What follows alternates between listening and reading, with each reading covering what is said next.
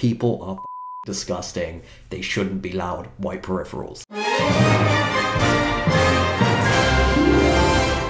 So Sony have finally shown us some PS5 hardware. We now have the Dualsense, which is the upcoming PS5 controller.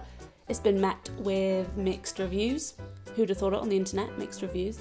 I personally am really happy about it. Like, if they're Sony are going to show us anything about the PS5, I'm going to take it. And I'm going to be darn happy about it. But some people might disagree. I can't decide whether I love or hate this thing. It's got a very mid-2000s sci-fi, everything is white for some reason kind of look, but I think that's a knee-jerk reaction and I'll probably end up loving it a few months down the line.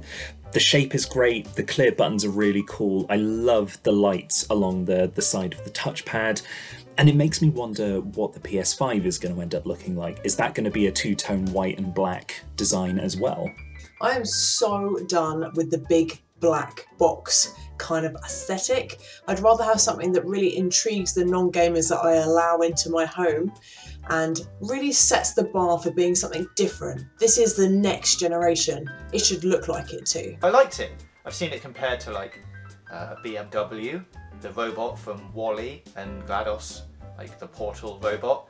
But they're all like cool things, and I think it looks really cool, and I'm excited to see the kind of features that it's got in it, and obviously there's going to be different colour designs, so don't worry if you're sad about the white and the black thing, because I'm sure there'll be multiple different versions. Well, as said, you know, it is a design that has served Sony so well over the years, but for me, I'm not super happy with the white and black two-tone design. Having worked at Game at the height of the DSi, 3DS and tail end of the Xbox 360 era, I'm fully aware of how disgusting white peripherals can get.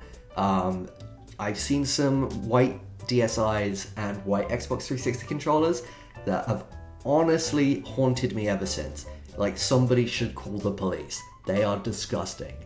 The USB-C charging means I'll actually be able to charge the controller using like one cable that I use for multiple different things, rather than having to search around the house to find the one specific cable that only works with the PlayStation controller. Now, USB-C charging means I can charge my phone, I can charge my PlayStation controller, I can charge my laptop. So, brilliant. USB-C charging, win. The share button was announced for the PS4 controller.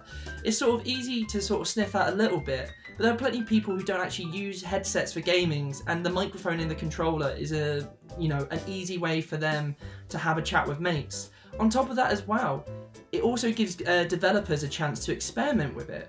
Could you imagine in a survival horror game if the microphone picked up that you were breathing too heavily and you were caught? Similar to how Alien Isolation used the Kinect camera and the PlayStation Move camera. I'm excited to see if developers will actually sort of take advantage of that as a feature, or whether or not I'm just going to be having a laugh with my mates and not having to put on a bulky headset when we're playing online. My only worry is, in the past I have gone into online games not realising that my mic is not muted, and I have been singing away whilst playing Infected or Warzone. And I don't need another piece of hardware that's going to potentially get me in trouble, because what I sing when I'm playing games, when I'm shooting people, when I'm ordering airstrikes, that's my own private business. I don't need other people knowing that.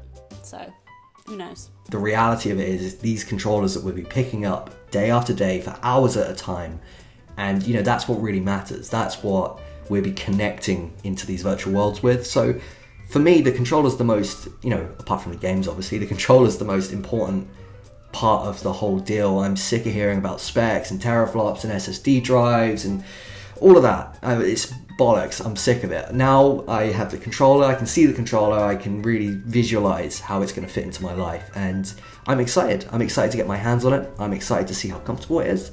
The DualShock 4 was a lovely controller, and this just looks like a really nice iteration upon that.